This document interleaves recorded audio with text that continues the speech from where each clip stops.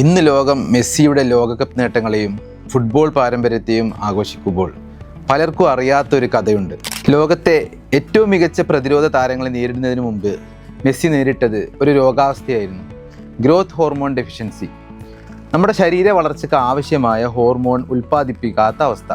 ഈ കുട്ടിക്ക് ലോകോത്തര ഫുട്ബോൾ കളിക്കാൻ പറ്റുമോ എന്ന് പലരും ആശങ്കിച്ചു, ഡോക്ടർമാർ വരെ സംശയിച്ചു. പക്ഷേ അവിടെയാണ് ചികിത്സ കഥ മാറ്റിയത്. സമയോചിതമായ രോഗനിർണയം, നിരന്തരമായ ചികിത്സ, നിരന്തരമായ ഫോളോ അപ്പ്, കുടുംബത്തിൻ്റെ പിന്തുണ, ക്ലബ്ബുകളുടെ പിന്തുണ, വർഷങ്ങളായുള്ള കഠിനാധ്വാനം. ചികിത്സ മെസ്സിക്ക് ഒരു അവസരം നൽകി. ആ അവസരം മെസ്സി ചരിത്രമാക്കി. ഇന്ന് നമ്മൾ കാണുന്നത് ലോകകപ്പുകളും ഗോളുകളും ആഘോഷങ്ങളും ബാലൻഡിയോറുകളുമാണ്. പക്ഷേ അതിന് പിന്നിലുള്ള ഇഞ്ചക്ഷനുകളും നിരന്തരമായ ആശുപത്രി സന്ദർശനങ്ങളും ഇടയ്ക്കിടയ്ക്കുള്ള ഫോളോ അപ്പുകളും കൃത്യമായ ചികിത്സയും ഒന്നും ആരും കാണുന്നില്ല.